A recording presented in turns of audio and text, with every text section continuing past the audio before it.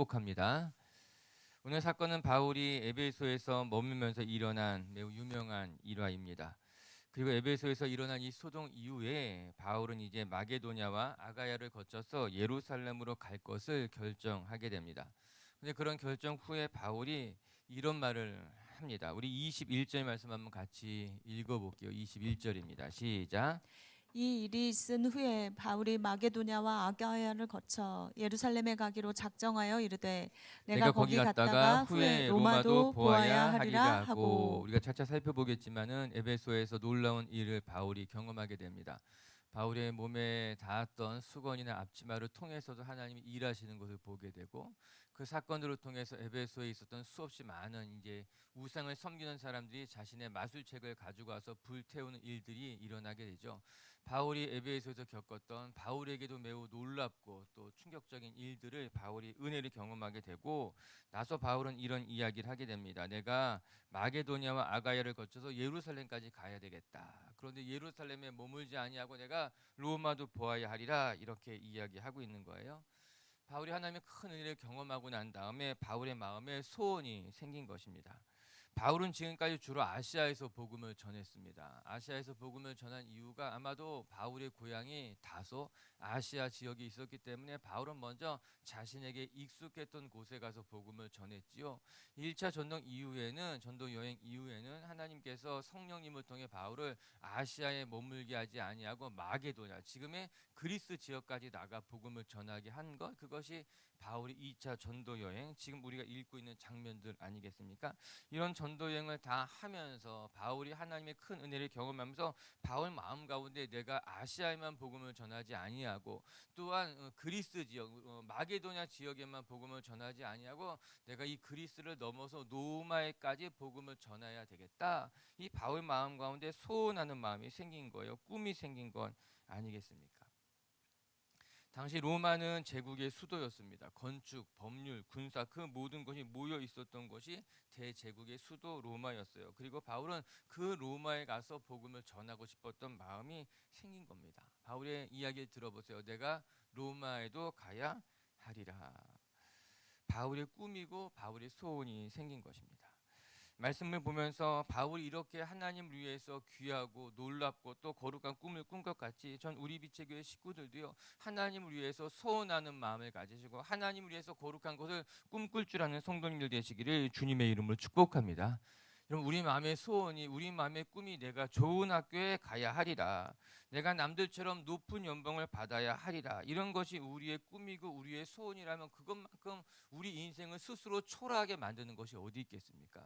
하나님께서 우리의 삶에 놀라운 계획을 가지고 우리를 놀랍게 귀하게 대단하게 하나님께서 지으시고 우리에게 그런 꿈을 가지고 있는데, 고작 우리가 생각하는 꿈이라고 하는 것이 내가 높은 연봉 좀 받아야 되겠다, 내가 좋은 차를 타고 좋은 집에 가고 내가 좋은 대학을 가야 되겠다, 그것이 우리의 꿈의 전부라고 한다면 우리는 우리 스스로를 매우 초라하게 만드는 것이에요.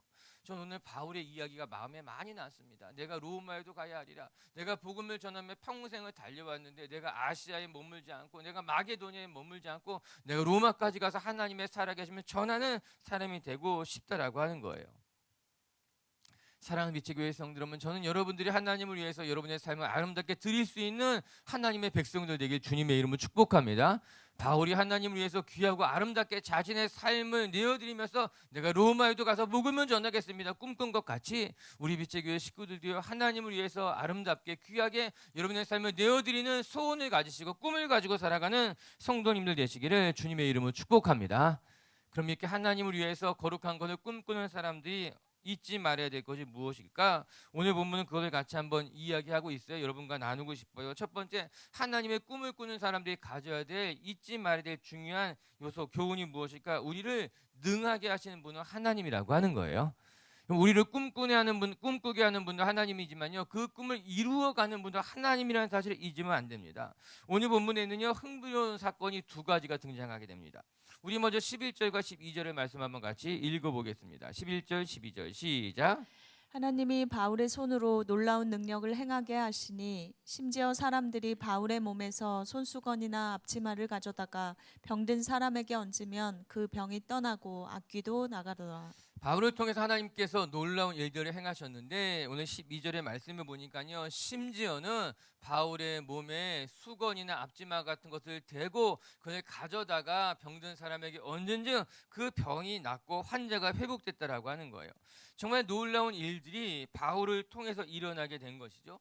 사람들은 진짜 바울의 몸에 수건이나 앞치마 등을 가지고 갔던 거예요. 오늘 성경이 그것을 이야기해 주죠. 그리고 실제로 바울의 몸에 붙었던 이렇게 손수건이나 옷자락 같은 것을 가지고 가서 몸이 아픈 사람에게 대니까는 정말 병자들이 낫기도 한 거예요. 심지어는 악귀까지 떠나가는 놀라운 일들이 일어나게 된 것입니다.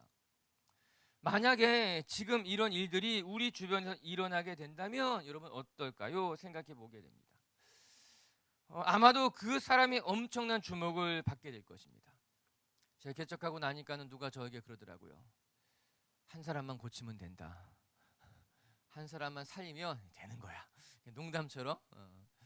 우리 주변에 만약에 저에게 이런 놀라운 일들이, 제가 마셨던 물을 마시고 내가 입었던 옷을 누구 몸에 댄다면 병이 낫게 되면 어떻게 되겠습니까? 아마 대부분 저를 주목하게 될 것입니다. 대단한 목사님이 있고 또 대단한 집회가 있고 아마 그 사람이 가는 곳에 사람들이 몰려들고 난리가 날 것이에요. 이처럼 사람들은 눈에 띄는 것에 마음을 빼앗기게 됩니다.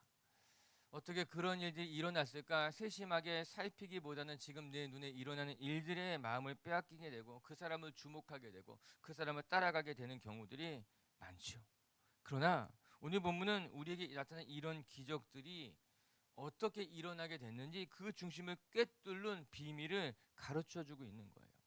사람들은 모두 바울을 주목하며 흥분해서 무엇인가 가져다가 바울의 몸에 손을 대기도 하고 물건을 대기도 해서 이런 기적을 경험하기를 원했지만 오늘 이 사도행전의 기자는 그 모든 것의 중심에 무엇이 있었는가? 하나님의 일하시는 손이 있었다는 것을 가르쳐주고 있는 겁니다. 오늘 11절의 말씀은 분명히 이렇게 이야기하고 있어요. 하나님이 바울의 손으로 놀라운 능력을 행하게 했다라고 하는 거예요. 이런 기적을 누가 행했는가? 하나님이 하셨다는 거예요. 하나님이 바울을 통해 하셨다라고 하는 것입니다. 그래서 바울을 통해 이런 능력이 나타나게 된 거예요. 사랑하는 빛의 교회 성도 여러분, 우리의 삶에 나타나는 놀라운 능력들은요, 나의 기도가 대단하기 때문이 아니에요. 나에게 능력이 임했던 것도 아니에요. 하나님께서 나를 통해 일하시기 때문에 우리의 삶에 이런 놀라운 일들이 일어나기도 하는 것이죠. 사도행전을 기록한 누가는 의사였습니다. 그는 어려서부터 문제를 논리적으로 바라보는 훈련을 받은 사람이에요. 그렇게 의사가 되었던 거죠. 눈에 보이는 것에 현혹되기보다는 그 이면을 꿰뚫는 훈련을 한 사람이 누가였고, 그 누가는 눈에 보이는 기적 현상을 바라보지 아니하고 그 현상 이면에 있었던 것, 어떻게 이런 놀라운 일들이 바울을 통해 일어나게 되는가, 그것을 목격했을 뿐만 아니라 그 이면을 꿰뚫어 보고 그것의 진위를 밝히 우리에게 보여주고 있는 것 아니겠습니까? 바울에게 놀라운 능력이 나타났지만 그것은 바울이 행한 것이 아닙니다. 바울의 몸에 옷을 대기도 하고 물건을 대기도 하고 그런 말미암아 악기도 떠나기도 했지만 그 모든 것의 이면에는 하나님이 바울을 통해서 행하신 것을 우리가 잊으면 안 됩니다라고 오늘 의사였던 누가가 사도행전을 기록하면서 우리에게 밝히 말해주고 있는 것 아니겠습니까? 사랑하는 빛의 교회 성도 여러분, 여러분들이 신앙생활하면서 눈에 보이는 것에 현혹되지 마시고 사람에게 현혹되지 마시고 그 사람 이면에 그를 통해서 일하시는 하나님을 바라볼 줄 아는 성도님들 되시기를 주님의 이름으로 축복합니다. 그 당시에 많은 사람들이요, 바울의 행위, 바울에게서 나타난 일들에게 현혹되었어요. 우리 주변에도 이렇게 현혹되는 일들이 많이 있죠. 지금 우리 주변에도 이런 일들이 일어나지 않습니까? 참으로 안타까운 일들이, 얼마 전에 어떤 이렇게 뉴스를 봤는데 가장 크게 부흥한 나라에서 이단이 흥하고 있다, 이런 신문을 본 적이 있는 거예요. 여러분 생각해 보시기 바랍니다. 지금까지 우리나라는 세계 선교에 있어서 두 번째로 많은 선교사를 보낸 나라라고 주목받았던 나라가 대한민국이었어요. 뿐만 아니라 가장 많은 성도를 가진 교회, 가장 큰 교회를 가지고 있었던 가장 큰 교회를 가지고 있는 나라가 대한민국이 있었다고. 그만큼 세계가 대한민국에서 일어나는 부흥을 주목하고 있었던 것 아닙니까? 그런데 안타깝게도 전 세계로 가장 많은 선교사를 보냈던 이 나라가 이제는 전 세계로 가장 많은 이단을 보내고 있는 나라가 되었다라고 하는 거예요. 지금도 선교하러 나가보게 되면은 우리나라 이단이 각국의 도처에 수도 없이 나가 있는 것을 보게 됩니다. 뿐만 아니라 뉴스를 보게 되면은 우리나라 안에서도 얼마나 수없이 많은 이단들이 사회적인 문제를 일으키고 있는 것 아니겠습니까? 안타까운 일이죠. 그런데 왜 이런 일들이 일어나는가? 많은 성도들이 눈에 보이는 것에 현혹되기 때문에. 이단에 가는 많은 사람들이 사실은 교회 다녔던 사람들이 글로 간다라고 하는 거예요. 그곳에 가서 빠져 있다라고 하는 거예요. 그런데 한결같이 자신의 눈에 보이는 것에 마음을 빼앗기고 현혹되고. 그럼 여러분 기억하시기 바랍니다. 바울에게서 나타난 그 능력은 하나님의 손에서 일어난 것이다. 바울은 고린도후서에서 이렇게 말했던 적이 있어요. 고린도후서 11장 14절을 보게 되면은 이것은 이상한 일이 아니라 사단도 자기를 광명한 천사로 가장하느니라 이렇게 이야기하고 있어요. 사단도 광명한 천사처럼 우리 앞에서 기적을 행하기도 하고 능력을 보이기도 하고 우리를 천사처럼 가장하여 현혹시킨다라고 하는 거예요. 우리 비치교회 성도 여러분들이 능력 쫓아다니는 분들이 아니라 말씀 쫓아다니고 하나님 쫓아다니시는 분들 되시기를 주님의 이름으로 축복합니다. 그럼 어떻게 우리가 이런 사단의 속임수 앞에서 우리가 우리 믿음을 지켜나갈 수 있을까? 중요한 것은 눈에 보이는 것을 따라가는 것이 아니라 열매를 볼 줄 알아야 된다는 거예요. 그 사람이 행하는 기적에 마음을 빼앗길 것이 아니라 그 기적 이후에 나타나는 열매를 볼 줄 알아야 된다는 거예요. 오늘 말씀 한 절 읽어봅시다. 우리 19절 말씀 한번 읽어볼까요? 19절의 말씀 시작. 또 마술을 행하던 많은 사람이 그 책을 모아가지고 와서 모든 사람 앞에서 불사르니 그 책값을 계산한즉 은 5만이나 되더라. 에베소에서 일어난 일들을 오늘 우리 같이 묵상하고 있는데 에베소에서 바울에게 놀라운 능력이 나타났습니다. 아마도 하나님이 특별히 이렇게 놀랍게 바울을 통해서 일하신 것은 그 에베소라고 하는 장소가 우상이 매우 만연했던 곳이었기 때문인 것 같아요. 지금도 이제 에베소에 가보게 되면요, 아데미 신전으로부터 시작해서 엄청나게 많은 우상으로 가득한 곳이 에베소였습니다. 하나님은 그 우상에 가득한 그곳에서 바울에게 진짜 하나님이 누구신지 능력의 하나님이 어떠한 분인지 보여주신 거예요. 그런데 눈에 보이는 것이 전부가 아니라 이 기적의 사건을 통해서 어떤 일들이 일어났는가? 19절 말씀해 보니 사람들이 변하기 시작했다는 겁니다. 마술을 행하던 사람들이, 우상을 섬기는 사람들이 자기가 행했던 그 모든 것들을 가지고 와서 불태우고 하나님 앞에 되돌아가는 역사가 나타나게 됐다는 거예요. 이게 열매입니다. 이게 성령의 역사가 일어난 뒤에 일어나는 성령님의 열매라고 하는 거예요. 그 사건을 통해서 병이 낫는 것이 중요한 것이 아니라, 그 사건을 통해서 기적이 일어나는 것이 중요한 것이 아니라, 그 병나는 사건을 통해서 예수께 돌아오게 되는 거예요. 그 기적을 통해서 예수의 이름이 높아지게 되는 것, 이것이 열매라고 하는 거죠. 전 여러분들의 삶이 기적을 쫓아다니고 기적만 사모하는 인생이 되는 것이 아니라, 그 기적을 통해서, 그 놀라운 하나님의 역사를 통해서 여러분의 삶의 성령의 열매가 맺혀지는 분들이 되시기를 주님의 이름으로 축복합니다. 그래서 우리의 삶에 놀라운 기적을 행하시는 이 사람들을 보게 되면은 우리는 잠시 판단을 멈출 필요가 있는 거예요. 무작정 쫓아다니고 무작정 흠모하고 무작정 바라보는 것이 아니라, 너무나 놀라운 일들이 일어나게 되면은 잠시 멈춰서 바라보게 되는 거예요. 아, 정말 저 일이 하나님이 행하신 일인가? 판단할 필요 없습니다. 거짓인지 진짜인지. 그냥 우리는 자꾸 지금 당장 판단하려고 해요. 지금 당장 무엇인가 결정해야 된다고 생각해요. 그렇지 않습니다. 지혜로운 신앙 중에 하나는 유보할 줄 아는 거예요. 잠시 멈춰보는 거예요. 맞냐 틀리냐, 무엇이 옳으냐, 목사님 말씀해 주세요. 아니, 잠깐 멈춰보자는 거예요.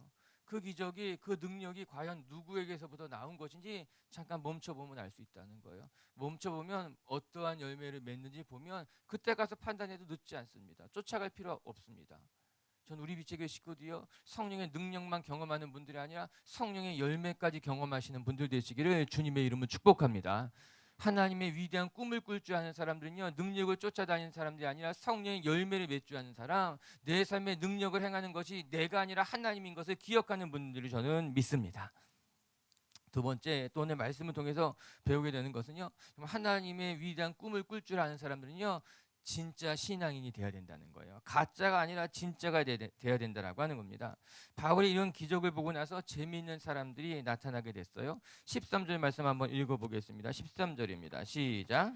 이에 돌아다니며 마술하는 어떤 유대인들이 시험 삼아 악귀 들린 자들에게 주 예수의 이름을 불러 말하되 내가 바울이 전파하는 예수를 의지하여 너희에게 명하노라 하더라. 이제 바울에게서부터 나타난 그 일들을 바라보며 이제 사람들이 놀랐죠. 그러면서 마술하는 사람들이 바울을 흉내내기 시작했다라고 하는 거예요. 바울이 전파하는 예수를 의지하여 명하노니, 저는 이 모습을 보면서 몇 가지 생각을 해보게 됩니다. 첫 번째는 기도는 주문이 아닌데 기도를 주문처럼 착각하는구나, 이런 생각을 해보게 됩니다. 주문이라고 하는 것은 그 주문을 똑같이 따라하게 되면은 이런 일들이 일어나게 될 것이다, 이런 것이 주문이에요. 누가 하는가가 중요하지 않고 그 주문 적힌 대로 읽어가게 되면은 이런 일들이 일어나게 될 것이다. 옛날에 뭐 열려라 참깨 그러면 뭐 문이 열리는 것처럼, 뭐 우리 아이들이 이야기하는 주문들, 그 주문들을 외우기만 하면은, 여러분, 그런데 기도는 결코 주문이 아니라고 하는 거예요. 여러분, 기도라고 하는 것은요, 그냥 흉내 낸다고 해서 되는 것이 아니라 기도는 하나님과의 인격적인 만남입니다. 내 안에 사정을 하나님 앞에 토로하는 것을 통해서 인격으로 지으신 사람과 전능하신 하나님이 인격적으로 마주치는 사건이 기도인 거예요. 그리고 그 마주침을 통해서 하나님이 일하시는 것이 기도의 응답인 거죠.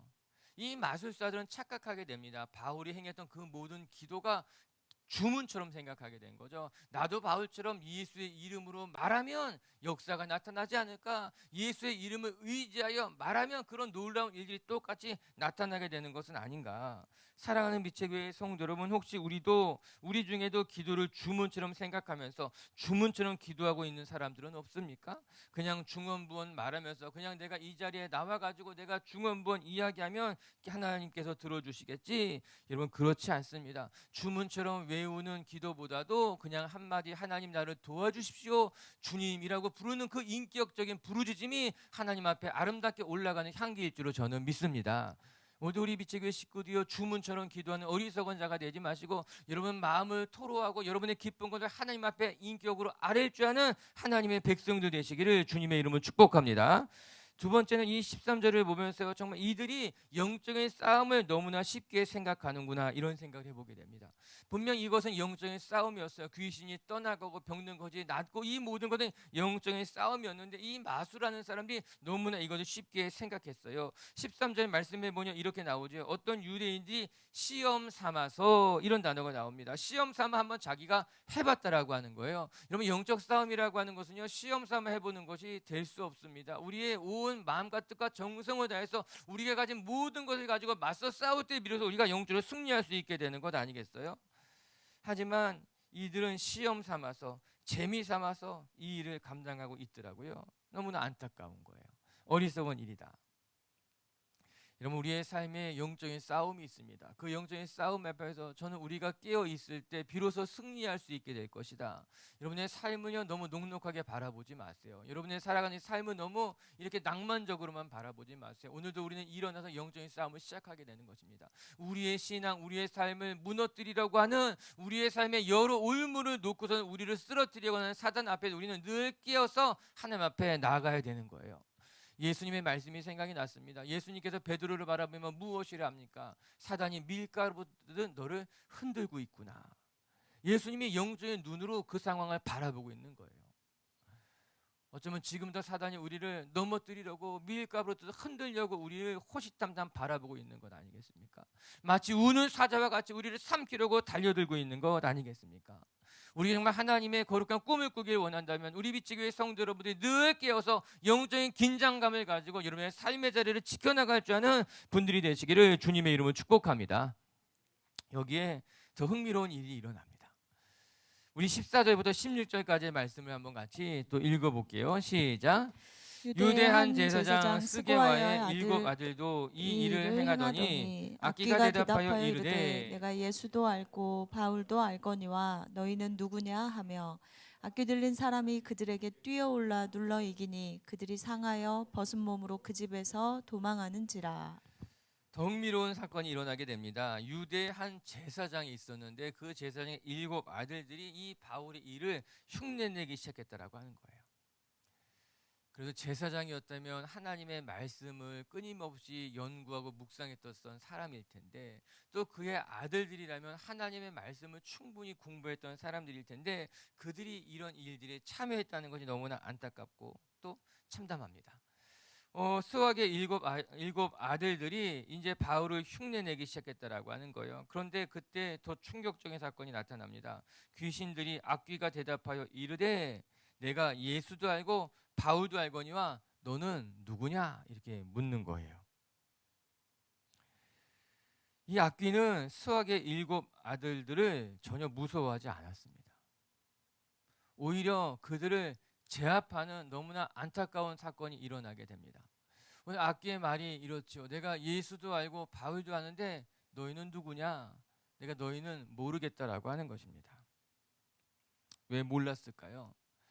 바울은 진짜였지만 수학의 일곱 아들은 진짜가 아니었던 거예요. 그것을 악귀들도 꿰뚫어 보고 있었던 겁니다. 내가 예수를 알고, 우리 복음서를 읽어보게 되면은 귀신들이 예수님을 이미 알았습니다. 하나님의 아들이라는 것을 귀신들이 먼저 꿰뚫고 알았습니다. 바울을 귀신들은 알고 있었습니다. 그가 하나님의 능력으로 일하는 사람이라는 것을 귀신들은 너무나 잘 알고 있었습니다. 그러나 수학의 아들은 누구냐? 아니, 누군지 몰라서 물은 것이 아니라 수학의 아들들이 가짜라는 것을 너무나 잘 알고 있었기 때문에 넌 누구니? 하면서 수학의 일곱 아들을 제압해 버린 건 아니겠습니까? 말씀 대하면서 우리가 다 똑같이 예수 믿는 것 같지만, 우리가 다 똑같이 신앙생활 하는 것 같지만, 어쩌면 우리 중에도 진짜가 있고 가짜가 있지 않을까? 어쩌면 사단도 우리를 바라보면서 내가 누구도 알고 누구도 아는데 넌 누구냐 묻는다면 우리가 무엇이라고 대답할 수 있을까? 수학의 아들은 하나님을 알지 못했습니다. 예수도 알지 못했습니다. 그냥 눈에 보이는 것에 마음을 빼앗기고 현혹되면서 흉내만 내는 그런 신앙인에 불과했다라고 하는 거예요.